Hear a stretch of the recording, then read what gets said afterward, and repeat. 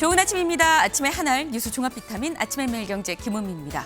꼭 필요한 뉴스만 콕콕 집어서 전해드리겠습니다. 시작해볼까요?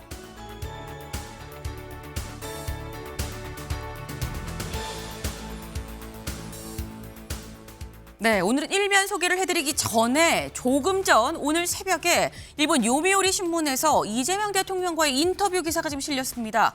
그래서 저희가 요거부터 먼저 좀 짚고 그리고 일면으로 좀 넘어가도록 할게요. 일본 요미우리 신문과의 인터뷰 사실 곧 이 내일 모레죠. 방일이 예정돼 있습니다. 지금 이 한일 정상회담을 앞두고 요미우리 신문과의 인터뷰 뭐라고 얘기했느냐.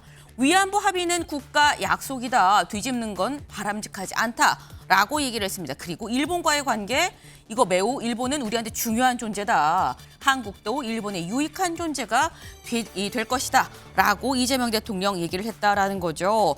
일본과 같이 손 잡고 가겠다라는 메시지가 명확하게 지금 들어 있습니다. 특히나 이번 인터뷰, 지금 이 6월에 취임하고 국내외 통틀어서 첫 이 언론 인터뷰인 거죠. 첫 번째 언론 인터뷰를 일본 언론과 같이 했다라는 거. 네. 한미 정상회담 전에 한일 정상회담을 하는 것도 그렇고요. 일본과의 관계를 상당히 좀 중시하고 있다라는 방증이 아닌가 싶습니다.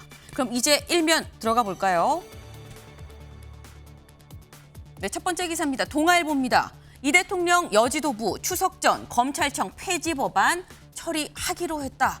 라는 거죠. 어제 저녁에 이제 한남동 관저에서 이재명 대통령과 여당 지도부 다 같이 만나서 만찬 회동이 있었습니다. 이 회동에서 뜻을 모은 게 추석 전에 검찰청 폐지하고 공소청, 중수청, 이 중대범죄수사청 요거를 신설을 하자라는 이른바 검찰개혁 법안을 추석 전에 처리합시다라고 뜻을 모았다라는 겁니다. 사실 이재명 대통령이 며칠 전에 핵심 쟁점은 좀 공론화 과정을 거쳐야 됩니다. 라면서 속도 조절을 주문한 거 아니냐라는 얘기가 있었습니다만 이 당시에 이견이 있는 거 아니냐는 얘기가 있었죠. 그런데 만찬 회동에 결국 이 당의 손을 들어준 셈이 됐다라는 겁니다. 추석이 10월 초인데 그렇다고 한다면 9월 안에는 법안이 처리가 되지 않겠냐라는 건데 그런데 관련해서 이 부분도 좀 살펴봐야 될 것 같습니다. 다음 기사 볼까요?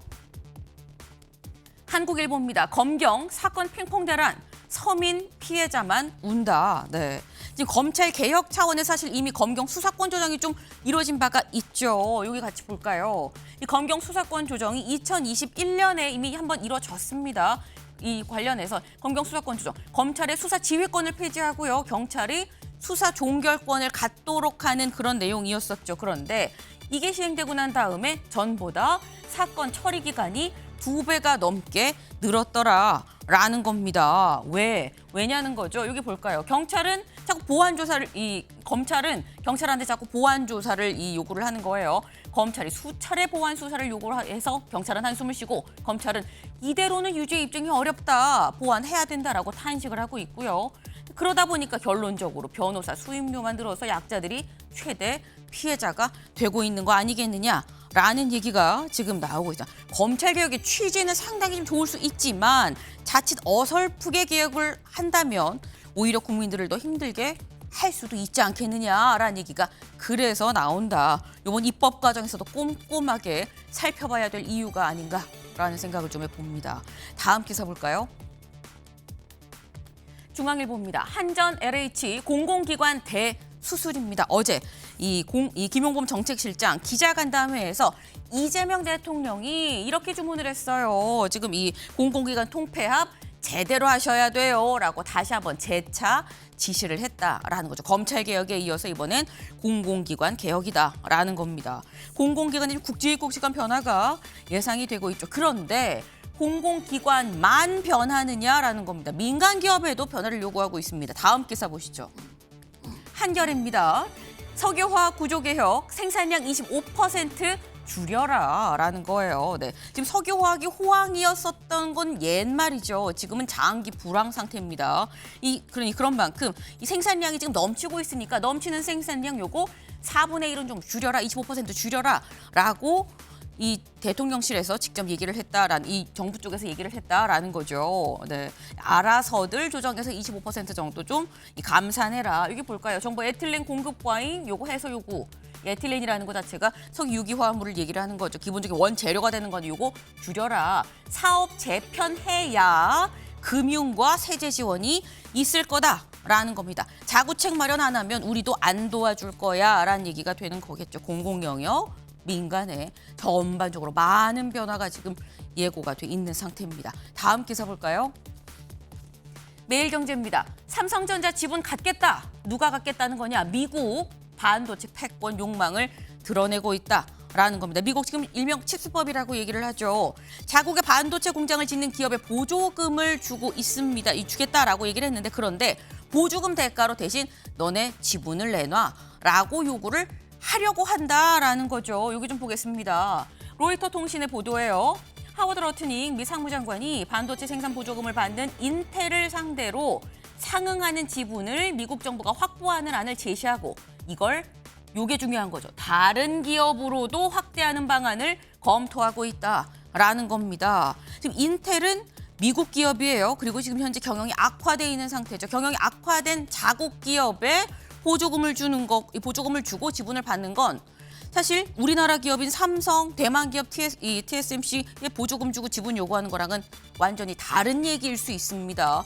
그런데 그렇게 하려고 한다라는 거죠. 삼성 그래서 지금 비상이라는 얘기가 여기 좀 나와 있어요. 진입하게 분주하다라는 거. 네.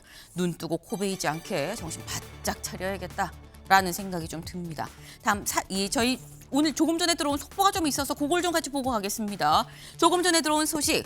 건진법사 원래대로면 오늘 오전 10시 30분 구속영장 실질심사가 예정이 돼 있었는데 관련해서 건진법사 실질심사를 포기하겠다. 그냥 구속을 받아들이겠다라는 입장을 밝혔다고 합니다. 그렇다고 한다면 실질심사 따로 없이 구속 상태로 바로 넘어가게 되는 거겠죠.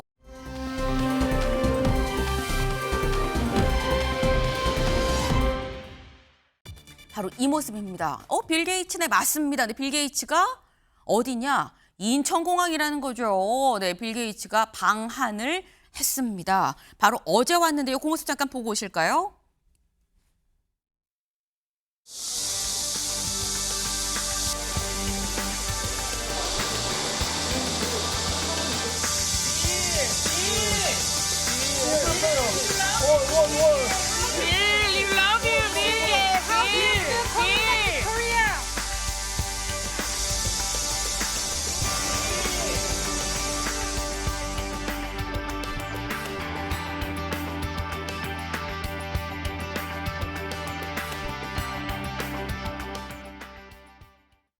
네, 빌 게이츠 MS 창업자이기도 하지만 지금은 이 국제적인 의료 그리고 보건, 교육 기회 확대 이런 부분에 지금 신경을 쓰고 있는 게이츠 재단의 이사장이기도 하죠. 그래서 관련해서 오늘 이 방안을 해서 이재명 대통령과 보건 의료 분야의 어떤 협력에 대해서 좀 논의를 할 예정이라고 하네요. 네. 아침의 매일경제 뉴스 종합 비타민 언제나처럼 TV로 좀 크게 보시다가요. 궁금한 점 유튜브 댓글로 남겨주시면 같이 좀 얘기를 보겠습니다. 첫 번째 키워드 들어가 보시죠.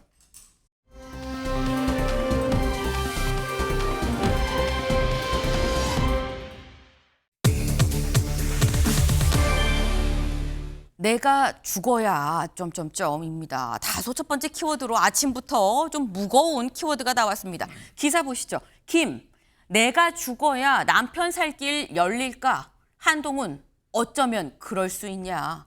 라고 얘기를 했다라는 거예요. 여기서 말하는 김은 김건희 여사를 얘기를 하는 거죠. 지금 남부구치소에 수감 중인데 이 본인을 찾아온 심평 변호사를 만나서 이렇게 얘기를 했다라는 겁니다. 심평 변호사 자신의 SNS에 글을 올렸어요. 네, 김 여사 접견실 의자에 앉자마자 이런 얘기를 했다. 무슨 얘기를 했느냐? 내가 죽어버려야 남편한테 살 길이 열리지 않을까?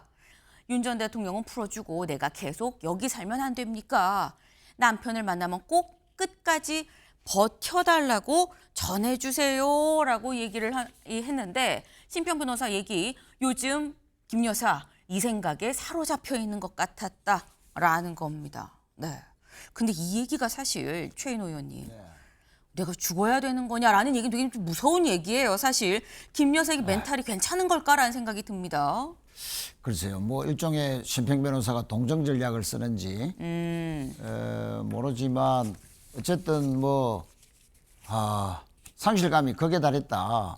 자기는 구속이 되지 않을 줄 알았다가 서희건설 회장이 갑작스럽게 목걸이 진품도 내놓고 자수서를 이제 쓰면서 네. 지금까지 모든 뭐 진술이 다 거짓말로 이제 들통이 나면서 이제 구치소까지 이제 구속이 되어 버렸는데 그런 과정에서 오는 심적인 아마 박탈감이 저런 식으로 표현했지 않았냐라고 봐지고요. 그러나 남편을 저렇게까지 생각한다면 왜 범죄를 그렇게 많이 저질렀을까?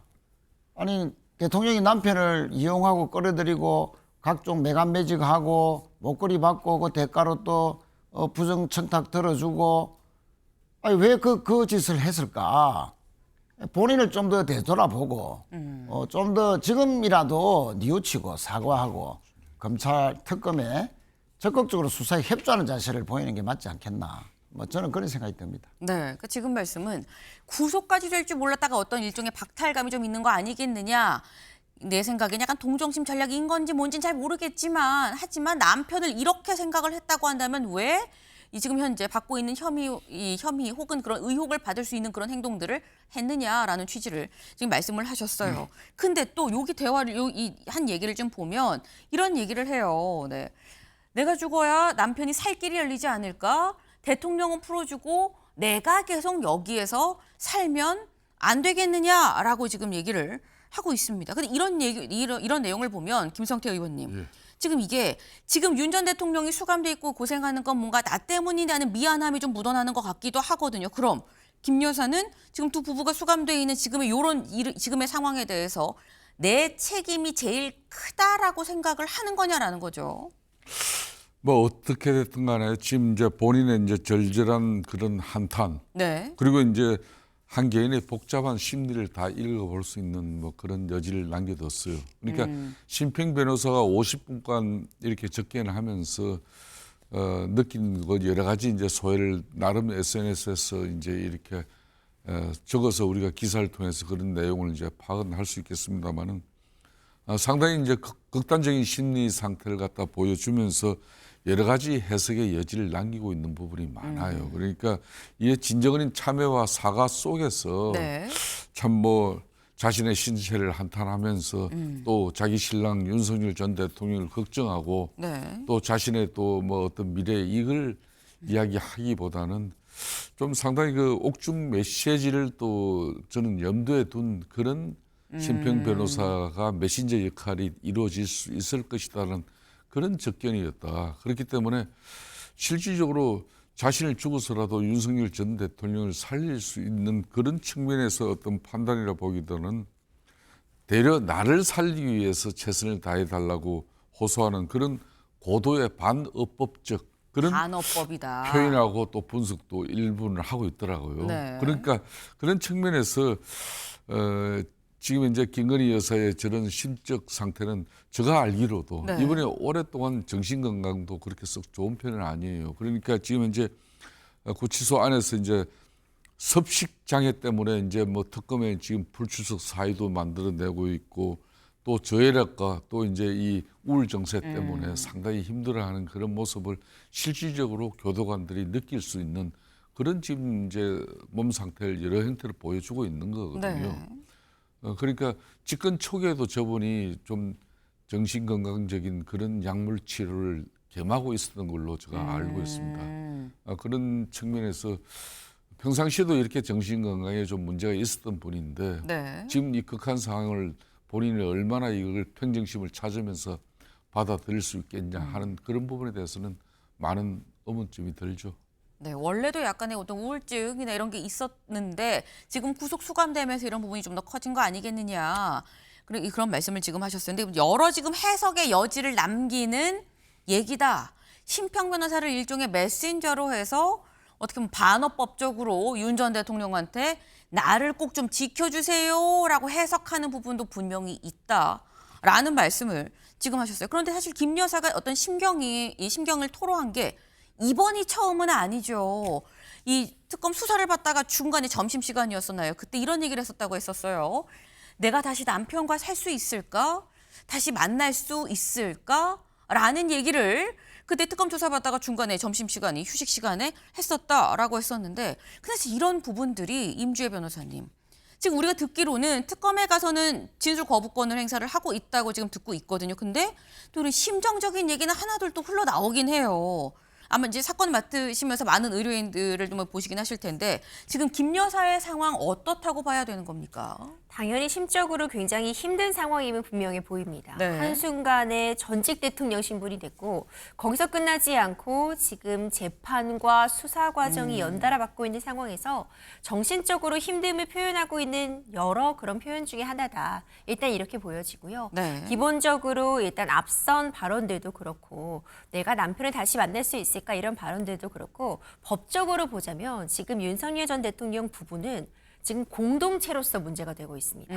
사실상 김건희 씨는 어떤 뇌물로 볼 수 있는 성격의 금품들을 받은 당사자고요. 네. 김건희 씨는 사실 영부인이긴 했지만 공무원 신분이라고 볼 수 없기 때문에 어떤 직위에서 구체적으로 그 청탁을 들어줄 수 있는 위치는 아니었습니다. 네. 결국 실질적으로 행동을 하고 청탁을 들어준 건 윤석열 전 대통령이라고 볼 수 있어서 법적으로 이들의 책임은 하나로 엮여 있을 수밖에 없거든요. 그래서 내가 죽어야 남편이 살지 않을까 이런 부분은 지금 변호인 접견을 하고 있고 법적인 분석을 하고 있는 상황이기 때문에 나랑 윤석열 전 대통령이 분리가 되어야 둘 다 살 수 있다라는 아하. 부분을 이미 충분히 알고 있기 때문에 이런 분석도 나올 것이다라고 보여집니다. 네. 이 중요한 포인트를 지금 말씀을 해주셨어요. 법적으로 봤을 때 지금 현재 두 부부가 지금 수감되어 있는 지금의 이런 상황이 뭐 내란이나 이런 부분을 차치하고 뭐 이 김 여사가 뭘 받고 그리고 이거를 어떤 대가성으로 뭘 해줬다고 한다면 해주는 건 민간인이 아닌 민간인인 김 여사가 아니라 윤석열 전 대통령을 통해서 대가성이 좀 이루어질 수밖에 없는 부분이다 때문에 공동체라고 봐야 둘 다 혐의가 인정이 되는 거고 그래서 이 연결고리를 끊어야만 둘 다 살 수 있다라는 걸 김 여사가 명확하게 알고 있는 거 아니겠느냐라는 말씀을 지금 하셨어요. 사실 쭉 봤을 때는 김 여사도 심정적인 부분만 좀 담겨 있는 거 아닌가라는 생각을 해봤는데 그런 부분도 좀 담겨 있다라는 겁니다. 근데 김 여사뿐만 아니라 윤석열 전 대통령의 멘탈적인 부분도 괜찮은 거야, 흔들리는 거 아니야라는 생각이 좀 드는 게 윤 전 대통령 접견온 변호인 중에 한 명한테 이런 얘기를 했다 그래요. 사회적 지위가 낮은 사람도 이렇게 내몰리면 안 좋은 선택을 한다. 특검이 망신주기 수사에 맞서서 이걸 내가 끝까지 싸우겠다라고 얘기를 했다라는 거예요. 근데 이 얘기가 사실 최인호 의원님, 그러니까 여기서 우리가 눈길이 가는 건 일반인도 이렇게 하면은 이 안 좋은 선택을 한다 뭐 이런 얘기를 지금 한 부분인 건데 다만 그나마 조금 안심이 되는 건 끝까지 싸우겠다라고 해서 그래 이 나쁜 선택하면 안 되는데라는 생각이 하긴 하지만 어쨌거나 이 얘기를 보면 윤 전 대통령도 지금 멘탈이 좀 흔들리는 거 아니야라는 생각이 들긴 들어요. 뭐 멘탈이 흔들린다고 볼 수도 있지만 또 지지자들에게 저렇게까지 뭐 이런저런 생각까지도 한다 네. 하는 그런 그 메시지를 줘서 더 지지하고 결속하게 만드는 메시지 차원이다. 네, 동정 전략에 더해서 네. 일종의 뭐 고도의 선동 전술이라 할까요? 뭐 그런 걸로 보이는데 사실은 뭐 윤 전 대통령이나 김건희 씨나 다 특검 수사에 협조를 해야 될 사람이지 않습니까? 죄를 짓지 않았는데 특검이 부를 수도 없고 또 구속이 되지도 않았을 것인데 그렇다면 지금이라도 저런 식으로 지지자들을 향해서 나는 이렇게 싸울 테니까 또는 안 좋은 선택을 할지도 몰라 라고 하면서 고도의 심리적인 전술을 펼 게 아니고 지금이라도 좀 뉘우치고 내란도 내란이지만 각종 부정과 부패, 비리 뭐 이런 것이 윤석열 전 대통령 부부가 네. 이렇게 많은 혐의를 받고 특검 수사를 받고 있는 것에 대해서 사과하고 또 죄송하다 하고 지금이라도 특검 수사에 협조해야 그래도 일말에 앞으로 구형량이라든지 행량에서도 참작이 되지 않겠는가 이렇게 네. 봐지는데 저런 식으로 어떤 첩부영장, 구인장에도 거부하고 저항하고 지금도 거짓말하고 진술 거부하고 또 선택적으로 자신들의 유리한 말만 하는 이런 태도를 보여가지고는 국민 정서도 문제지만 법원의 양형에도 저는 불리할 것이다. 그렇게 생각합니다. 지금 말씀은 윤석열 전 대통령의 멘탈이 흔들린다기보다는 이거는 결국은 지지자의 어떤 지지자들의 결속을 생각을 한 고도의 선동 전략이다. 라고 지금 말씀을 하셔서 그러면서 이런 심리적 전술 전략 쓸 때가 아니다. 빨리 제대로 조사 받아라. 뭐 이런 말씀을 지금 하셨는데 여기 지금 얘기 나왔죠. 끝까지 맞서 싸우겠다라고 얘기를 했습니다. 실제로 어제 윤 전 대통령 측 특검팀을 고발을 했습니다. 네. 뭘로 고발을 했느냐? 직권남용 체포, 직권남용 감금 미수, 독직 폭행 등등의 이 혐의로 지금 직접 서울중앙지검에 특검팀을 고소 고발을 했다라는 거예요. 관련해 사실 송진호 변호사가 이런 얘기를 한 적이 있었죠. 잠깐 들어보고 오실까요? 대통령 나이가 65세이십니다. 65세면은 노인에 해당됩니다. 젊은 사람들이 10여 명이 달라붙어서 앉아있는 대통령을 양쪽에서 팔을 끼고 다리를 붙잡고 그대로 들어서 차량으로 탑승시키려고 했습니다. 완강하게 거부를 하시니까 의자를 들고 그 의자에 앉아있는 대통령님을 같이 들어가지고 같이 또 옮기려고 했습니다. 그 과정에서 의자가 뒤로 확 빼졌고 대통령이 땅바닥에 철썩 떨어지는 그런 사태까지. 그래서 허리를 의자 다리에 부딪히기도 하셨고 또 팔을 너무나 세게 잡아당겨가지고 팔이 빠질 것 같다고 좀 제발 좀 놔달라고 부탁을 해서 겨우. 네, 당시에 이 송 변호사가 약간 흥분한 상태에서 아니 어떡해라고 하면서 얘기했었던 거 기억하시나요? 관련해서 그래서 직접 이 윤 전 대통령 고발을 했다라는 겁니다. 네.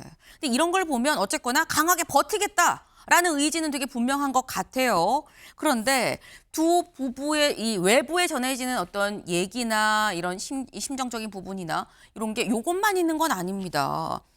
김건희 여사가 앞서 심평 변호사가 찾아왔을 때 접견하면서 이런 얘기도 했다고 합니다. 같이 볼까요? 한동훈이 어쩌면 그럴 수가 있었냐. 배신하지 않았더라면 앞길에 무한한 영광이 기다리고 있었을 텐데 라는 얘기를 했다라는 겁니다. 한동훈 전 대표 얘기가 심평 변호사와의 접견 와중에 지금 나왔어요. 김성태 의원님. 한 전 대표가 배신하지 않았으면 구속 안 됐을 텐데 수사 안 받았을 텐데 이런 걸까요? 무한한 영광은 뭘 얘기하는 겁니까? 그러니까 이제 윤석열 전 대통령 대를 이어서 네. 차기 이제 대통령까지 될 수 있었는데 당신이 지금 이제 야당이 정치적 공세에 의한 그런 자신에 대한 김건희 여사 특검 요청을 갖다 그렇게 줄기차게 해오더라도 이걸 3년 가까이 막아왔는데 당신 때문에 이게 무너졌고 결국은 특검에 의해서 자기 신랑인 윤석열 전 대통령과 자신이 영원히 이제 정치적으로 회복하지 못하는 그런 불능 상태에 빠진 부분에 대해서 그러니까 상당히 큰 한탄이죠. 그래서 제가 아까도 이제 이야기를 했습니다만은 그러니까 심평 변호사 90분 접견을 통해서 자신을 살리기 위해서 최선을 다해 달라고 호소하는 그런 고도의 반업법적 표현이라고 제가 했지 않습니까? 네. 그 대상은 윤석열 전 대통령이에요. 그래서 이런 강력한 정치적 메시지일 수 있다는 그런 제가 나름 판단을 하는 것은 네. 여기에 대해서 이제 김건희 여사 자신에게 그런 고가의 명품 목걸이를 건넨 것으로 알려진 서희건설의 이봉관 회장에게도 정권과 손을 잡고 자신을 갖다 주기를 한다. 자신이 아니죠. 우리를 주기로 네, 한다. 네. 이렇게 하고 그리고 한동훈이 어쩌면 그럴 수가 있느냐. 이 친구가 배신하지 않았으면 우리는 이런 상태가 없었을 건데.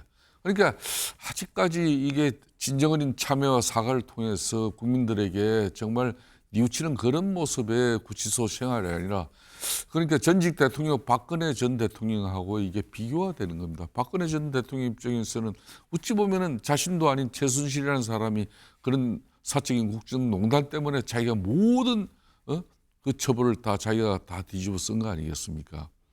그럼에도 불구하고 정말 국민들에게 사죄하고 사과하는 그런 5년 가까운 옥중 생활을 하면서도 말 한마디 내지 않았거든요. 그 헌신과 희생이 있었기 때문에 우리는 5년 만에 다시 정권을 또 찾을 수가 네. 있었는 건데 지금 이렇게 하는 것은 윤석열 전 대통령은 정치적으로 나는 정치보복의 희생양이다. 끝까지 싸운다. 김건희 여사도 한동훈 당신이 만약에 특검에 협조만 안 했으면은 이런 일 없을 건데 그런 측면에서 여전히 강한 배신감과 분노로 이렇게 지금 이제 특검이나 앞으로 이제 재판에도 임할 수밖에 없기 때문에 참 대한민국으로서는 불행한 일이고 특히 보수 진영에서 너무나 이게 참담하고 참 암담한 현실이 될 수밖에 없는 겁니다. 네, 김 여사의 이런 발언 하나하나가 결국 사실은 정치적 메시지라고 봐야 되는 거 아니겠느냐라는 말씀을 하셨어요. 근데 그렇다고 한다면 여기서 콕 집어서 실명이 거론된 한동훈 전 대표는 여기에 대해서 어떻게 생각하느냐 저희 MBN이 취재를 좀 해봤습니다. 그랬더니 한 전 대표 주변 이 측근들한테 이렇게 얘기를 했다 그래요. 그러면 내가 김건희 부부의 불법 계엄, 각종 범죄 혐의를 옹호했어야 한단 말이냐. 말도 안 되는 소리다라고 주변 이 측근들한테 얘기를 했다라는 겁니다. 네. 근데 김 여사의 표현을 보면 아까 김 여사의 발언 다시 한번 볼까요? 김 여사는 한 전 대표에 대해서 이렇게 얘기를 하고 있죠. 배신하지 않았더라면 한동훈 전 대표가 우리를 배신했다라고 지금 얘기를 하고 있습니다. 그럼 대체 뭘 배신을 했다라고 생각을 하고 있는 거냐라는 거죠. 한 전 대표랑 김 여사 갈등 빚었던 그 당시 혹시 기억하시나요? 잠깐 영상으로 확인하고 오시죠. 기본적으로는 함정 몰카이고 그것이 처음부터 계획된 것이 맞습니다. 그렇지만 저는 과정에서 분명히 아쉬운 점이 있고 국민들께서 걱정하실 만한 부분이 있었다고 저도 생각합니다. 실제로 그런 갈등들이 좀 있나요? 국민의 눈높이에 생각할 문제니까요. 갈등이라고 할 만한 문제는 없습니다. 제3장소에서 조사하고 하는 과정들이나 이런 것에 대해서 국민의 눈높이를 조금 더 고려했었어야 하지 않나 하는 생각을 제가 합니다. 김건희 여사는 즉시 대외 활동을 중단해야 합니다. 이런 일이 재발하지 않게 예방하기 위해서 특별감찰관을 임명하는 절차를 즉시 진행해야 하는 것은 이제 너무 당연합니다. 네. 이게 당시에 디올 명품 가방 얘기가 나왔었죠. 그러고 난 다음에 관련해서 국민 눈높이를 얘기를 하면서 한동훈 전 대표 관련해서는 직접 뭐 입장 표명을 해야 되고 사과를 해야 되고 이런 얘기를 했었습니다. 근데 그 당시에 국민 눈높이를 계속 얘기를 했었던 그 당시 이거를 지금 최인호 의원님 배신이라고 보는 거냐라는 거죠. 글쎄 한동훈 전 대표 입장에서는 뭐 참 그 받아들이기 힘들겠죠. 아직까지도 자신을 배신자론으로 몰고 한동훈 때문에 모든 전국이 어지러워졌고 한동훈 때문에 최근에는 뭐 특검도 통과됐지만 그 이전부터 윤석열 전 대통령이 황태자로 키우려고 그렇게 봐줬는데 초대 법무부 장관도 시켜주고 총선 때 와서는 비대위원장 당대표 개국도 시켜주고 그런데도 불구하고 선거에 임박하니까 뭐 모든 의혹을 다 해명해야 된다는 식으로 김건희 당시 여사를 공격하고 코너로 몰고 또 전당대회에 와서도 여러 가지로 뭐 갈등을 많이 주고받는 또 그런 과정 모든 것들이 다 한동훈 때문에 자신들이 이렇게 어렵게 됐다. 윤석열 전 대통령 부부가 네. 그런 것으로 하는 저 배신자 이런 말인데 결국은 이것도 지지자용 메시지다. 예, 지금 전당대회 와중인데 아니 한동훈이 미는 사람은 절대 당대표 시켜주면 안 된다. 배신자다. 우리 국민의힘이나 지지자들 전체가 이렇게 어려워진 이유의 근본 원인은 한동훈 전 대표의 배신 때문에 이런 모든 것이 사달이 났다. 또 계엄까지도 한동훈 대표 때문에 일으켰다라는 논리까지도 내포된 그런 주장 아니냐. 그래서 아직도 국민들의 일반적인 정치 정서와는 전혀 동떨어진 엉뚱한 주장. 아니, 자신은 죄는 자기가 지어놓고 왜 한동훈 탓을 하느냐. 이런 비난에 직면할 수밖에 없고 또 국민들의 아마 정서는 더 멀어질 것으로 그렇게 봐집니다. 네. 이 한동훈 전 대표 입장에서 황당하지 않겠느냐라고 말씀하셨어요. 죄는 자기가 지고 왜 이 한 전 대표 탓을 하느냐라고 지금 말씀을 하셨는데 사실 저희가 조금 전에 봤었던 그 장면, 이 김 여사가 이 가방을 받고 디올 가방을 받고 한 전 대표한테 이 한 전 대표가 국민 눈높이를 얘기를 하면서 뭔가 사과해야 되는 거 아니냐라는 얘기를 했었던 바로 그 당시. 근데 사실 그걸로 끝나지 않았었죠. 그 뒤에 사퇴 요구를 받기도 했었습니다. 영상으로 같이 보시죠. 여러 가지 시각이 있겠습니다만 당은 당의 일을 하는 것이고 정은 정의 일을 하는 것이 국민을 위한 정치를 한 길입니다. 제 임기는 총선 이후까지 이어지는 것으로 알고 있는데요.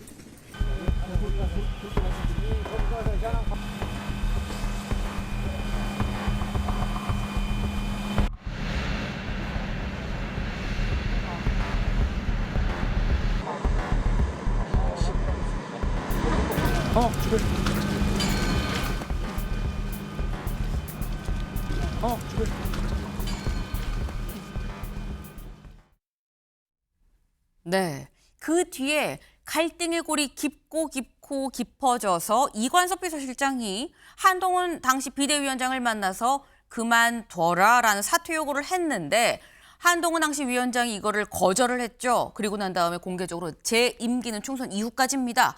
라고 얘기를 했고 그 이후에 서천 화재 현장에 이 우연하게 또 이 화재 현장에서 만날 수밖에 없었던 두 사람이었었던 거죠. 당시에 30분이 넘게 추운 날 이 눈이 오는데 밖에서 기다리고 있었던 한동훈 당시 비대위원장 가서 이 인사를 하고 뭔가 풀리는 거냐 화해를 하게 되는 거냐라는 얘기가 있었습니다. 그런데 아까 살짝 얘기가 나왔죠.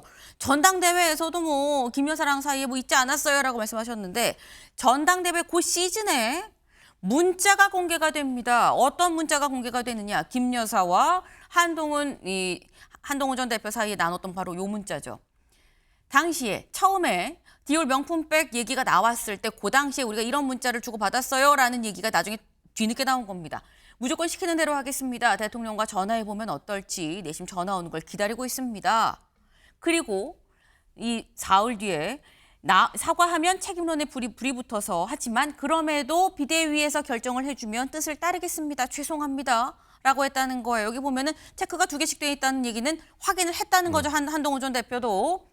답이 없었어요. 근데 김경률 워딩 가슴 아팠지만 그럼에도 불구하고 사과 필요하다고 하면 단호히 결심하겠습니다. 큰맘 먹고 비대위 맡아줬는데 충분히 공감됩니다. 제 잘못입니다. 미안합니다. 요지는 내가 사과 비대위에서 하라면 할게요. 미안합니다. 라는 문자를 김 여사 쪽에서 보냈는데 한동훈 전 대표가 답을 안 했다라는 얘기가 그 당시에 공개가 됐었죠. 그런데 여기에 대해서 한동훈 당시 위원장 이렇게 얘기를 했습니다. 직접 들어보시죠. 저는 집권당의 비상대책위원장과 영부인이 사적인 방식으로 공적이고 정무적인 논의를 하는 것이 적절하지 않다고 생각합니다. 대통령 부인이 문자를 보내왔다는 거 공적인 통로에다 말씀하셨습니까? 안 하셨습니까? 저는 당시에 이미 국민의 눈높이에 맞지 않다는 공개적인 지적을 한 상태였고 그 상황에서 계속 대통령실에 사과가 필요하다는 것을 전달하고 있는 상황이었습니다. 그 과정에서 여사님께서 사과의 뜻이 없다는 확실한 입장을 여러 경로로 확인했습니다. 본인 의사가 그게 저는 그 말씀하신 내용이 진위가 아니었다고 생각해요. 네, 한동훈 전 대표 얘기는 내가 답장을 안 한 이유 다른 여러 경로를 통해서 이게 진위가 아니라고 내가 들었다라는 얘기를 지금 공개적으로 당시에 지금 조금 전에 보신 게 당시 전당대회 상황이었었어요. 그래서 한동훈 전 대표는 당시에 당대표 후보였었는데 후보 TV 토론에서 바로 저런 얘기가 나왔었다라는 거죠. 근데 참 이게 김성태 의원님 공교롭게 지금도 전당대회 과정입니다. 이제 오늘까지 투표가 마감되고 이제 결론이 아마 1차 결론이 뭐 결선 가냐 마냐가 나오지 않을까라는 건데 시즌이 이 문자가 공개됐을 때도 그렇고 요번도 그렇고 하필 또 전당대회 시즌이네라는 거예요. 김건희 여사는 제가 이렇게 관찰을 해보면 네. 이런 평범한 여성, 특히 결혼했기 때문에 남편의 그런 내조를 통해 가지고 남편을 위한 어떤 삶을 살아가는 그런 평범한 여성이 아니었어요. 되려 자신을 앞세우고 남편의 어떤 그런 사회적 지위와 또 권력을 자기가 늘 활용해서 늘 무리를 빚은 부분이죠. 그러니까 저 부분도 그런 겁니다. 그게 이제 작년 1월 상황인데 저 내용을 김건희 여사가 저 SNS 지금 이제 주고받은 내용을 갖다가 저걸 갖다 풀지 않았으면 저게 어디서 나왔겠습니까? 저게 측근 인사를 통해 가지고 결국은 언론에 리리스된 건데, 그러니까 저렇듯이 저런 플레이를 이제 할 줄 아는 거죠.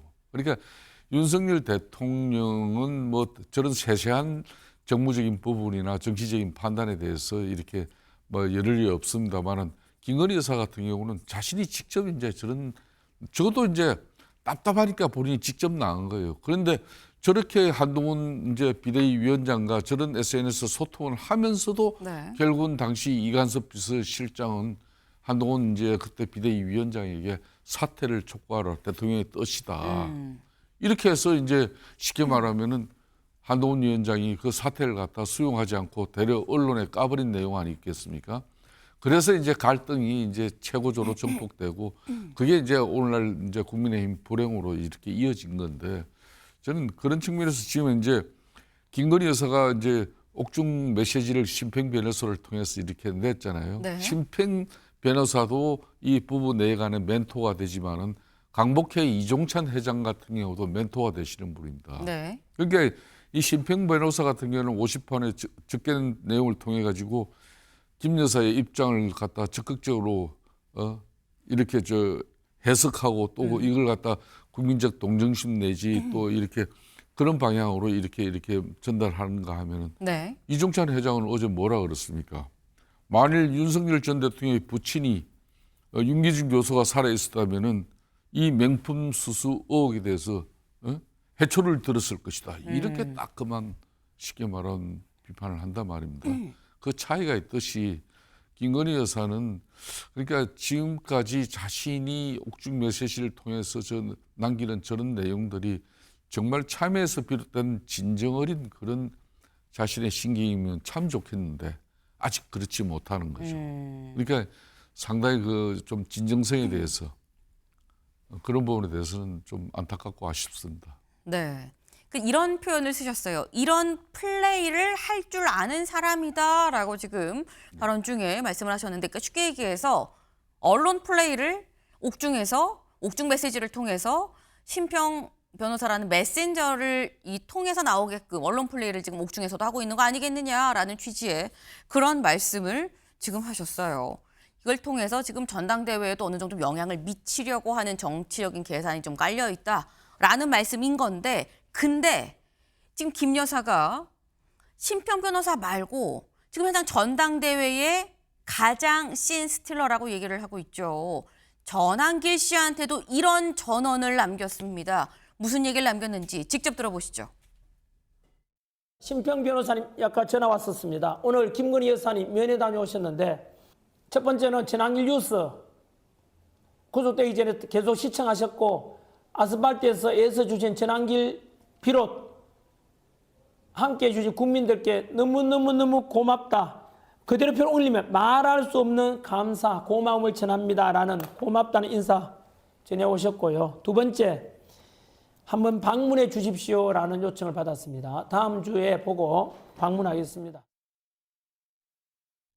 네. 지금 전한길 씨가 얘기를 하고 있죠. 심평 변호사를 통해서 내가 얘기를 들었는데 원래부터 나는 전한길 TV 이 시청자였었고 애청을 하고 있었고 한번 방문해달라는 요청을 받았다라는 거예요. 근데 그렇다고 한다면 최인호 의원님, 다음 주쯤에 이제 전한길 씨가 이제 직접 내가 구치소 가겠습니다라고 좀 얘기를 했는데, 지금 심평 변호사 만나고 이런저런 얘기가 지금 나왔거든요.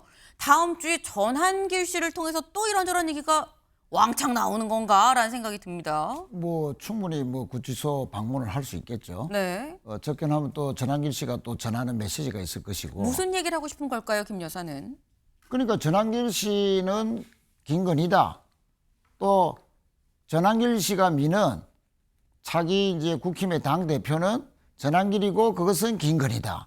그러니까 지금 그 앞으로 차기 지도부는 네. 친윤석열 부부 또 전한길의 실질적인 영향력을 받는 당으로 바뀜으로써 일반 국민들은 극우화된다고 걱정하고 있지만, 그러나 차기 지도부에서 친윤 인사가 대표가 되면 자신들이 정치적으로 상당히 유리한 입지를 다시 회복할 수 있는 가능성이 있다라고 하면서 한동훈을 아까 배신자로 자꾸 모는 메시지를 내고, 또 한편으로는 전한길 씨가 면회 오면 좋겠다. 그런데 전한길 씨가 또 면회를 가겠다고 하고, 이렇게 서로 주고받는 가운데에 윤석열 부부는 국민의 전당대회 한가운데 서게 되고, 또 결과적으로 친윤 인사가 당대표가 되고 지도부로 구성이 되면 앞으로 뭐 여러 가지 자신들의 정치적인 메시지, 또 이후의 사명까지도 바라보는 정치적 환경이 조성되지 않겠나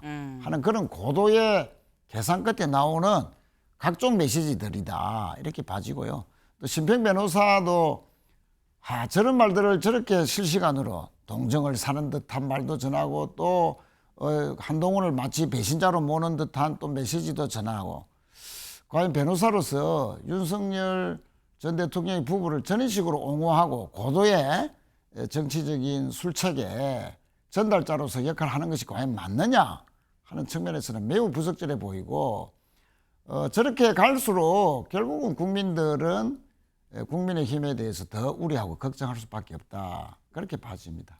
네. 그 지금 말씀은 결국 전한길 씨한테 한번 방문을 해 주십시오라는 요청인 즉슨 지금 이제 전당대회에서 전한길 씨가 미는 사람이 바로 윤석열이고 김건희라는 얘기를 돌려서 한 거 아니겠느냐라는 지금 그런 말씀이에요. 지금 저희 유튜브 댓글로 질문이 올라와 있습니다. 김 여사의 메시지 전당대회에 영향을 줄까요? 라는 질문이 올라왔어요. 김성태 의원님 어떻게 보십니까? 참 공교롭게 어제부터 이제 모바일 이제 당원들의 투표가 이루어지고 오늘은 모바일 투표를 하지 않은 당원들에 대해서 ARS로 직접 네. 전화가 이제 그렇게 해서 이제 투표가 오늘 저녁 6시까지 마무리됩니다. 네. 그렇게 이제 전당대회에 영향을 줄 수 있는 그런 타이밍에 저런 발언이 나왔다는 것은 틀림없죠. 그렇지만은 지금 김건희 여사에 대한 국민적 어떤 그런 뭐 정서라든지 또 여론이라는 것은 합리적 보수의 그런 본산으로서 앞으로 국민의힘이 제1야당으로서 또 새로운 변화를 도모해야 되는 그런 전당대회로서 이렇게 큰 변화를 요구하는 그런 당원들 입장에서는 저 메시지에 대해서 일고의 가치가 저는 없을 거라고 보고 있어요. 다만 그럼에도 불구하고 강성 지지층이라든지 흔히 말하는 당내 그러니까 지금까지 윤석열 대통령 측근 세력들 흔히 말하는 찐윤 세력들의 그 영향력은 뭐 지금 이제 김건희 여사 윤석열 전 대통령의 저런 정치적 분위기 이미지를 네. 잘 이제 당원들에게 또 이제 전파하고 그렇게 해서 이제 전당대회 후보 결정에 영향을 끼치려고 하는 그런 의도로 오해받을 수는 분명히 있다는 장면입니다. 지금 공교로운지 아닌지 알 수 없지만 어쨌거나 시기적으로 겹친 건 분명하고 전당대회 이 투표가 오늘 오후 6시까지인 건데 요때 요 메시지가 영향을 줄 거냐? 아니다. 여기에 대해서는 합리적인 판단을 하지 않겠느냐라는 취지의 지금 말씀을 주셨어요. 근데 얘기하시는 중에 지금 질문이 또 들어왔습니다. 변호사가 아니어도 김 여사 접견이 가능한 겁니까? 라는 질문이 들어왔어요. 임 변호사님. 그렇죠. 접견에는 이제 크게 보면 두 가지가 나눠져 있는데 일반 접견이 있고 변호인 접견이 있습니다. 네. 그러니까 수임계를 내고 내가 지금 변호를 담당하고 있다면 변호사로서 변호를 위해 접견을 하는 건 사실상 거의 제약이 없다고 볼 수 있어서 기간도 길고요. 네. 방문 횟수에도 제한이 없습니다. 하지만 그러니까 변호인이 아닌 상태에선 결국 일반 접견을 네. 할 수밖에 없는 거고 일반 접견은 시간도 훨씬 짧고 하루에 1회 그리고 한 번에 같이 갈 수 있는 사람도 3명 이렇게 제한이 되어 있는 것이 특징입니다. 그러니까 지금 이 변호인이 아니더라도 일반 접견으로 갈 수는 있지만 이러저러한 제약들이 상당히 좀 많다라는 지금 그런 말씀을 하셨기 때문에 전한길 씨가 접견을 하려고 한다면 할 수는 있다라는 지금 그 말씀을 지금 해주신 건데 근데 지금 이 관련해서 김 여사가 뭔가 전당대회에 어떤 영향을 미칠 수 있을 법한 메시지가 지금 나온 거죠. 더불어서 이런 얘기도 했다고 합니다. 심평 변호사와 나눈 얘기예요. 두 사람이 나눈 얘기. 김 여사가 질문을 던졌습니다. 이재명 대통령은 어떤 장점이 있나요? 라고 심 변호사한테 물어본 거예요. 그러니까 사람을 키울 줄 아는 분입니다. 라고 얘기를 했고 여기에 그렇죠. 그 말을 윤석열 전 대통령한테 꼭 좀 전해주세요. 꼭 전해주세요. 라고 얘기하면서 몇 차례나 당부를 했었다라는 겁니다. 그럼 이 얘기인 즉슨 윤석열 전 대통령 사람을 좀 키워야 돼요라는 얘기를 심평 변호사를 통해서 좀 전달을 하고 싶다라는 건데 그렇다고 하면 최 의원님, 김건희 여사는 윤석열 전 대통령이 지금의 이 수감돼 있고 이제 뭐 유죄 판단을 받을 수도 있는 이런 상황 이후에 정치적인 걸 염두에 두고 있는 거냐라는 거죠. 당연하죠. 저 말은 앞으로 윤석열 전 대통령이 지명하는 네. 사람이 당대표도 되고 또 다음 대선 후보도 되고 차기 대통령까지 되어야 된다. 아하. 하는 그런 말이 지금 내포되어 있는 것이라 봐지죠. 그러니까 한동훈을 아까 계속 배신자로 몰고 전환기를 끌어들이고 전당대회 한복판에 지금 김건희 씨의 메시지가 딱 들어있는 건 아닙니까? 그러면 지금 뭐 여러 가지 양상을 봤을 때 친윤을 표방하는 후보들이 유리하고 결국은 이제 국민의힘의 당대표가 될 가능성이 높은 마당에서 봐라, 우리 뜻대로 당대표도 되고 있지 않느냐. 윤석열 전 대통령 부부의 뜻대로 또 뜻을 따르겠다는 사람들이 후보가 당대표가 되었고 앞으로도 우리의 영향력은 건재하니 전환기술을 통해서든 또는 다른 힘을 통해서든 간에 우리가 지명하는 사람이 당 지도부를 구성할 수밖에 없고 앞으로 대통령 후보도 될 것이다. 그러니까 국민의힘은 윤석열 대통령 부부하고 함께 가야 된다. 운명 공동체다. 그렇게 자꾸 이제 메시지를 통해서 정서적인 일체감을 주려는 고도의 어떤 행위다. 그렇게 봐집니다. 네. 참 안타깝네요. 저런 식으로 휘둘리는 국민의힘의 앞으로 전당대 결과를 봐야 되겠습니다만. 네. 그러니까 심평 변호사 저분이 고도의 메신저 역할을 계속하고 있다 봐야죠. 지금 말씀은 그렇죠. 그 말을 대통령한테 전해주세요. 사람을 좀 키워야 된다는 말 좀 전해주세요. 이 얘기인즉슨 이번 전당대회에서도 이 윤석열 주니어 그리고 그 다음에 이 다음 이어지는 뭐 다음 대선 이 총선 등등해서 다 윤석열 주니어들이 쭉쭉 포진하고 당선이 돼야 된다라는 얘기를 하고자 한 거 아니겠느냐. 서울구치소에서 가만히 있지 말고 뭘 좀 해야 된다라는 얘기를 심평 변호사를 통해서 전달한 것 같다라는 겁니다. 근데 사실 김 여사 굉장히 뭔가 심평 변호사를 만나서 많은 얘기를 했어요. 그런데 지금 현재 묵비권을 행사하고 있다라고 전해지고 있죠. 다음 기사를 좀 볼까요? 김건희 묵비권 방패로 버티기 특검 구속 열흘 연장 맞불입니다. 어제 김건희 특검에서 직접 밝혔어요. 이 구속기간을 연장했습니다라고 얘기를 했습니다. 저희 캘린더 같이 볼까요? 원래대로면 지금 현재 이 첫 번째 1차로 지금 구속기간 1차 구속 시한은 저희 어디 있을까요? 아, 네. 좀 저희 준비가 좀 미비한 거 죄송합니다. 양해 말씀을 드리고 일단 1차 구속 기한은 22일까지죠. 그런데 이 22일이면 내일까지입니다. 내일까지인데 한 번 더 연장해서 이달 말 31일까지로 연장을 했다라는 거예요. 그리고 더불어서 구속 기한을 연장했다라는 거는 계속 좀 뭔가 물어보겠다, 조사를 하겠다라는 건데 다음 한국일보기사까지 같이 보시죠. 밥 못 먹는다 호소한 김건희 특검 예정대로 오늘 3차 조사에 들어간다라는 겁니다.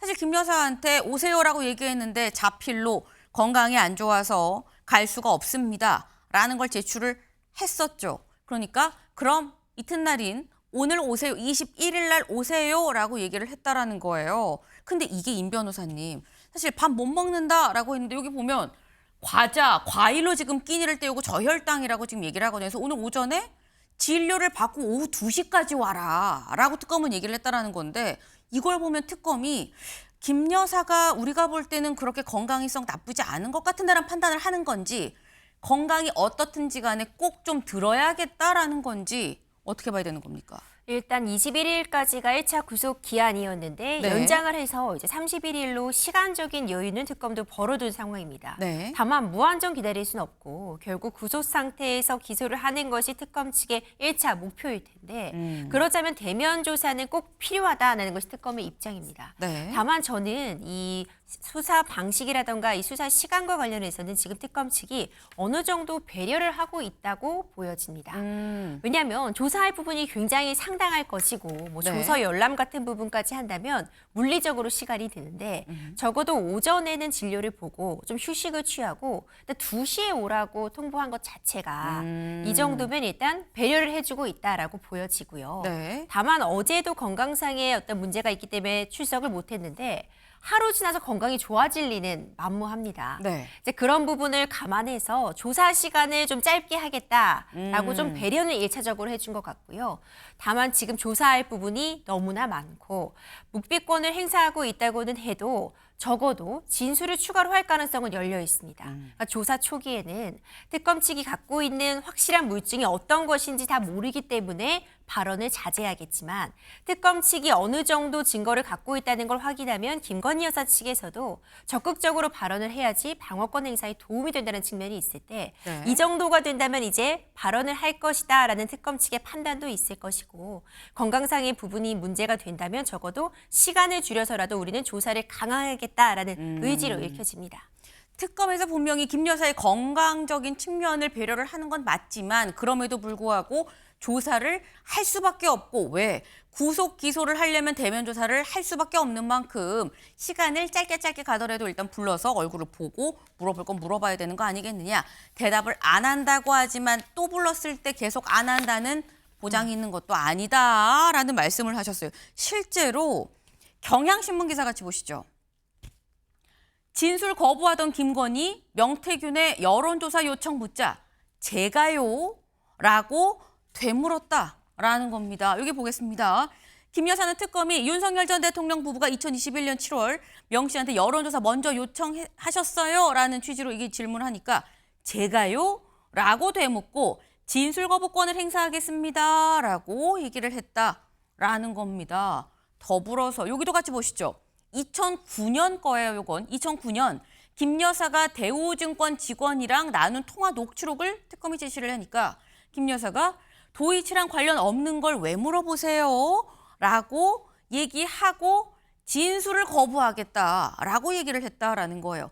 결론적으로 두 건 다 진술을 거부했죠. 그런데 임 변호사님, 진술을 거부하긴 했는데 요 앞에서 제가요? 아니, 관련 없는 거 왜 물어보세요라는 요 발언들을 특검이 놓치진 않았을 것 같다라는 생각이 들어요. 그렇죠. 이 수사 기법은 여러 가지가 있지만 네. 지금 저런 반응을 보는 건 역시도 수사기관에서는 굉장히 중요한 자료로서 확인이 됩니다. 그리고 지금 이 내용을 보더라도요. 통화 녹취록을 제시하자 네. 이건 도이치랑 관련 없는 걸 왜 물어보느냐. 진술을 거부하겠다라는 취지로 김건희 여사가 얘기를 했다는 건 네. 일단 어떤 자료를 특검이 갖고 있는지를 김건희 여사 측에서는 확인을 일단 1차적으로 한 것이고요. 이후에 변호인 접견 등을 통해서 네. 해당 증거 자료에 대해서 구체적으로 어떤 발언을 할 것인지를 좀 상의하는 절차를 거치는 건 피해자 입장에서 방어권을 행사하기 위해 당연히 할 수 있는 권리임은 분명합니다.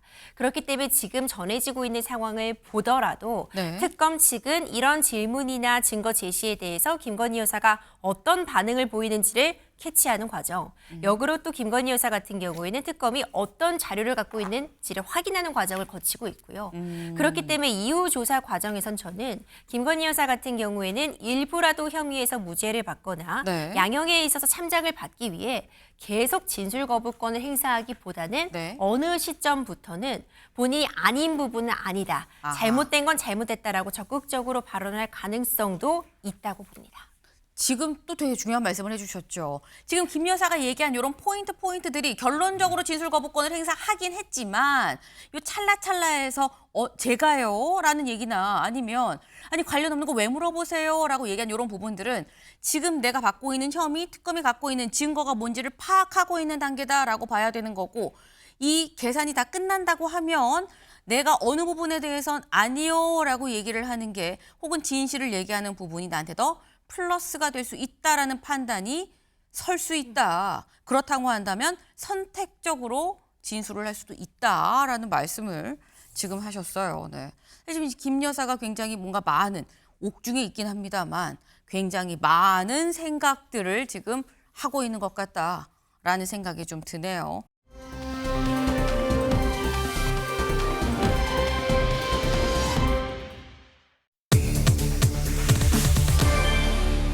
(37.51%입니다) 이게 대체 무슨 숫자냐? 기사같이 볼까요? 1. 김문수 단판 승. 2. 반탄끼리 결선. 3. 찬탄 대 반탄 결선. 이게 대체 뭐냐? 지금 국민의힘 전당대회 중이다라고 말씀을 드렸죠. 오늘 오후 6시까지 일단 여론조사를 쭉 돌리고 요 결과가 내일 공개가 될 겁니다. 그럼 내일 공개가 돼서 과반이 있으면 바로 당선이고요. 당대표가 되는 거고 과반이 없으면 결선으로 갈 수도 있다라는 건데 제가 지금 말씀드린 37.51% 어제 첫날 이 여론조사는 첫날이었었어요. 같이 볼까요? 네, 첫날 최종 투표율이 37.51%였었다. 그래서 요때 조사를 하고 이 선거 투표를 안 한 사람을 대상으로 오늘 ARS 투표가 추가로 좀 진행이 될 예정이다라는 거예요. 이게 김성태 의원님. 예. 37.51%면 첫날입니다. 투표 이틀 동안 하는데 그중에 첫날 높은 겁니까 낮은 겁니까? 상당히 높은 거예요. 높은 거다. 지난번 전당대회에서 한동훈 이제 당시 당 대표가 당선될 그때 같은 경우는 28%대였거든요. 이 투표율이. 그러니까 네. 지금 이거는 지금 상당히 투표율이 높다는 겁니다. 그렇기 때문에 그만큼 당원들이 절체절명의 위기인 국민의힘에 대해서 자기 당권 주자가 어떤 사람이 선택되어져야 된다든지 깊은 관심을 표명하고 있는 거죠. 애초에는 이 당원들이 이번 이 전당대회는 흥행도 되지 않고 국민들에게 큰 관심도 이끌어내지 못했기 때문에 네. 상당히 저조한 투표율을 걱정했었습니다. 그런데 역대 전당대회 지금 투표율로서는 가장 높은 투표율이 나온 겁니다. 역대 투표율로 따졌을 땐 정말 최고다. 이렇게 높을 수가 없다. 그만큼 많은 당원들이 관심을 갖고 있다는 방증 아니겠느냐라고 말씀을 하셨는데 지금 여기에 여러 가지 시나리오가 지금 적혀 있습니다. 그냥 뭐 김문수 단판승 한 사람이 뭐 과반을 할 수도 있고 김문수 후보가 아니더라도 한 사람이 과반을 할 수도 있는 거고요. 아니면 과반 없어서 결선으로 가는데 결선으로 가는 두 명이 반탄, 김문수, 장동혁 두 사람 반탄끼리 결선에 갈 수도 있고 아니면 찬탄과 반탄이 한 명씩 올라갈 수도 있다라는 겁니다. 찬탄 대 반탄 각각 올라가서 여기서 결선에 다시 한 번 더 맞붙는 경우가 있을 수 있다라는 건데 이건 최인호 의원님. 네. 장 밖에서 한번 보실 때 어떨 가능성이 가장 높을까요? 저는 2번의 가능성이 높아 보이거든요. 2번이다. 네네. 반탄끼리 결선을 할 것이다. 그 안철수 조경태 후보가 네. 막판 단일화가 됐으면 그 열기로 해서 3번 찬탄과 반탄 각각 한 명씩 결선 구도가 가능성이 일부라도 있었을 건데 네. 지금 안철수 조경태 후보가 사실 후보 단일화 실패했지 않습니까? 이렇게 해보면 결국은 이제 여러 가지 여론조사 지형을 살펴보면 김문수, 장동혁 후보가 결선에 갈 확률이 매우 높아 보인다. 반탄파 후보들끼리 결선을 치를 가능성이 매우 높아 보이고 지금 김성태 의원님이 분석대로 역대 최고의 투표율이다. 네. 그러면 결선에 가서도 아마 이 열기가 이어지지 않겠나 봐지는데 이제는 그러면 반탄 후보들끼리 대결해서 누가 더 절실하냐. 그 절실한 쪽은 네. 반탄파 쪽과 찬탄파 쪽의 절실함이 1차 예선에서 이제 결론이 나겠지만 네. 결선에 가서도 반탄파끼리 붙더라도 네.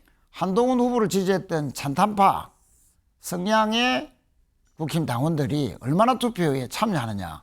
그래서 장동혁만은 안 되겠다. 도저히 전한길과 장동혁 이렇게 가면 윤석열 당으로 다시 회귀하는 거다 해서 그래도 차선 또는 차악의 선택으로서 김문수 후보가 그래도 안고 가자 하니 네. 한동훈과 이준석과도 함께 가자고 하니 그래도 김문수 후보가 낫지 않느냐. 그래서 김문수 후보를 지지하기 위해서 투표장에 대거 찬탄했던 그 대의원들이나 당원들이 투표율이 높아진다면 네. 김문수 후보가 좀 유리해 보이고 투표율이 상대적으로 떨어진다. 네. 막 김문수 후보나 장동혁 후보나 똑같다. 네. 똑같은 윤석열 옹호자다. 회귀하는 거는 마찬가지다. 네. 막 이렇게 판단해서 투표율이 낮아진다면 장동혁 후보가 또 유리해 보일 수도 있는 투표율에 따라서 상당히 희비가 엇갈리지 않겠나 이렇게 봐집니다. 네. 관건은 오늘까지 이루어지는 투표율이 관건이 좀 변수가 될 수 있을 것 같다라는 말씀을 하셨어요. 한국일보 같이 볼까요? 한국일보 제목이 아예 이렇게 딱 박았습니다. 뭐라고 했느냐. 김앤장 대결로 가는 국힘전대 투표율 찬탄파 표심 이게 승부의 변수다. 김앤장, 김문수 N, 장동혁, 김앤장으로 가는 것 같다라는 얘기가 나왔어요. 이렇게 되면 투표율, 찬탄파 표심이 이 승부의 변수가 될 수 있다라는 건데 왜 자꾸 김앤장 하는 거에 안철수도 있고 조경태도 있고 다 있는데 왜 자꾸 김이랑 장만 봐라고 생각하실 수 있는데 어제 여론조사가 나왔죠. 여론조사 결과 같이 볼까요? 네. 차기 당대표 적합도를 물어본 겁니다. 조원 시간회의에서 이 실시한 여론조사. 일단 국민의힘 지지층을 놓고 봤을 때 조경태 10.1, 장동혁 35.3, 김문수 33.3, 그리고 안철수 9.2%의 지지를 받았다라는 거죠. 이번 이 여론조사에서는 장동혁, 김문수, 조경태, 안철수 순이었다. 근데 이건 국힘 지지층인 거고요. 8대 2로 2는 민심이 들어가죠. 8은 당심, 2는 민심. 전체 민심을 좀 물어봤을 땐 조경태 24, 장동혁 18.1, 김문수 17.8, 안철수 10.2라는 겁니다. 그래서 20% 들어가는 거는 조경태, 장동혁, 김문수, 안철수 순이었다라는 거. 그러다 보니까 봐서 자꾸 80%가 들어가는 이 당심에 있어서 장동혁, 김문수 두 사람이 결국 김앤장으로 올라가는 거 아니야라는 건데, 김성태 의원님. 지금 투표율이 관건이다라고 했는데 찬탄파 표심이 어떻게 될 것이냐라는 얘기가 지금 나와요. 어떻게 전망하십니까? 그러니까 지금 이제 막판까지도 이제 조경태 후보와 안철수 후보, 당의 실질적으로 변화와 계획을 주창하는 그런 네. 찬탄파 의원들이 단일화를 갖다 촉구했었죠. 한동훈 전 대표 입장에서도 어떤 행태로든지 단일화를 촉구하는 그런 간접적인 합법이지만은 그런 입장을 냈었고, 그렇지만은 조경태 의원은 상당히 적극적으로 고해를 했지만은 안철수 의원이 더 이상 이게 단일화의 정치인의 하신으로 본인이 낙인되는 그 부분에 대해서 상당한 정치적 부담이 있죠. 문제는 또 단일화가 된다 하더라도 김문수 후보나 장동혁 후보를 꺾을 수 있는 그런 이제 쉽게 말하면 시너지가 만들어지면은 네. 해볼 수도 있었겠지만은 그렇지 못한 상황에서 되려 또 단일화에 또 자신이 희생양이 될 수 있다는 그런 정치적 불안, 이런 부분이 하여튼 단일화가 이루어지지 않습니다. 네. 그러다 보니까 이제 강성 지지층이나 또 당의 실질적인 영향력을 행사하고 있는 기존 주류 인사들, 흔히 말하는 친윤 인사들이 아무래도 이제 김문수 후보나 장덕영 후보에 지금 이제 다 입장들이 웬만큼 쏠리는 것 같다. 그러니까 이제 초반부는 대체적으로 장동혁 후보 쪽으로 그게 다 갈 거다 그랬는데, 네. 대려 이제 시간이 지나면서 흔히 말하는 친윤 인사, 좀 기득권 그런 영향력을 가진 의원들도 네. 대체적으로 당원들의 뜻에 맡기는 그런 분위기예요. 그러다 보니까 이제 지금 한치 앞을 내다볼 수 없는 그런 상황이 됐는데, 결과론적으로는 이제 최종 결선에는 지금 이제 김문수, 장동혁 후보가 올라갈 가능성이 큰 것이고, 좀 전에 최인호 의원님 말씀대로 그럼 1차에서 지금 결론은 가반을 득하는 그런 후보자가 만들어질 수가 상당히 어려운 구조예요. 네. 그렇다면 2차 25일 날 치러지는 결선 투표에서 되려 캐스팅보다는 찬탄파를 지지했던 그 당원들의 투표가 결국은 당락을 판가름 낼 것이다. 네. 그런 측면에서 최인호 의원님 같은 그런 판단이 있는 것이고, 또 이 대폭적으로 투표를 그때 대략 결선 투표율이 상당히 저조해질 수가 있어요. 제가 볼 때는 이런 이제 찬탄 후보들이 탈락하고 나면은 이 투표 자체에 그냥 흥미를 잃어버린 그런 당원들이 투표에 네. 응하지 않는다 그러면은 지금 현재 그래도 한치 앞을 내다볼 수 없는 상황이 돼요. 지금 말씀을 계속 쭉 들었는데 결국 제가 생각했던 답은 안 나왔어요. 제 질문은 이겁니다. 김앤장이 결선에 그럼 올라간다고 하면 네. 찬탄파는 둘 다 반탄인데, 김도 반탄이고 장도 반탄인데, 둘 다 반탄일 때 찬탄파는 누굴 찍을 거냐라는 얘기거든요. 그 부분 제가 명확하게 이야기해드리죠. 네. 최 의원께서도 이야기를 했지만 그 네. 부분에 대해서는 김문수 후보가 아하. 그러니까 당의 이제 단합을 더 중시하면서 네. 그러니까 이준석 기획신당 지금 대표 그 진영이든 한동훈 측 진영이든 다 함께 가겠다. 그래서 그에 반해서 이제 장동혁 후보는 쉽게 말하면 찬도파 한동훈계를 갖다 축출하겠다. 네. 내 보내버리겠다. 이렇게 하거든. 그 부분이 명확하게 갈라집니다. 그렇기 때문에 그는 한동훈이나 또 이제 조경태 이제 안철수 의원을 지시했던 그 네. 이제 당원들의 판단은 그게 상당한 영향을 끼칠 거라고 저는 보고 있습니다. 네. 물론 아직 결과가 나오지 않았습니다. 결선에 갈지 안 갈지도 모르는 상황입니다만 추측을 해보건대 만약에 김앤장이 올라간다고 하면 김문수 후보가 당선 가능성이 더 높은 거 아니겠느냐? 라는 말씀이에요. 그런데 사실 또 여기에서 볼 부분이 김성태 의원님. 예. 그렇다고 하면 한동훈 대표가 상식적인 지지라고 얘기를 하면서 조경태 의원을 사실상 공개적으로 계속 지지를 해왔거든요. 네. 이번에 조경태 의원이 몇 %를 받을 것이냐. 만약에 이 결선에 못 간다고 해도 이것도 중요합니다. 이 변수가 하나 남아 있습니다. 2021년도에 네. 그때 또 국민의힘도 상당히 지리멸렬한 그 국민적 지지나 국민적 신뢰가 상당히 상실된 형편없는 상태였어요. 그 전당대회를 통해서 당이 바로 서지 못하면은 2022년 대선도 그렇고 뭐 서울, 부산 이런 시장 보궐선거도 다 힘들어질 것이다 그렇게 봤어요. 네. 그런데 그 전당대회에서 35세의 약간 당시 이준석 후보는 현역의원 뺐지 한 번도 단 경험이 없는 노원에서 3번 떨어진 그 경험밖에 없는 젊은 청년이었어요.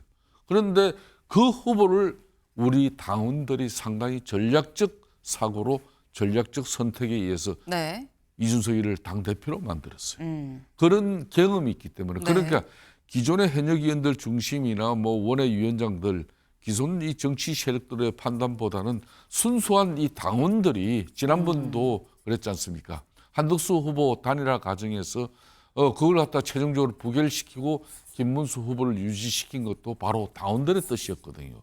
그렇듯이 이번에도 이 절체절명의 위기를 우리 당원들이 어떤 전략적 사고를 할 것인가 거기에 따라서 조경태나 안철수 후보가 의외에 또 뭐 성적표를 만들 수 있다는 그런 뭐 좀 기대 아닌 기대를 좀 해보는 거죠. 네. 근데 우리가 지금 이런저런 얘기를 했지만 사실 정치적인 문법, 여의도 문법적인 차원에서 이건 이럴 거고 저럴 거고 추론을 떠나서 그동안 국민의힘, 당원의 힘을 보여준 전례가 있지 않았느냐 때문에 이번 전당대회에서도 그 힘이 발휘가 될 수 있다. 요건 마지막까지 뚜껑을 열어봐야 된다라는 말씀을 지금 주셨어요. 결과가 기대가 됩니다. 제가 준비한 소식 오늘 여기까지입니다. 오늘도 좋은 하루 보내세요.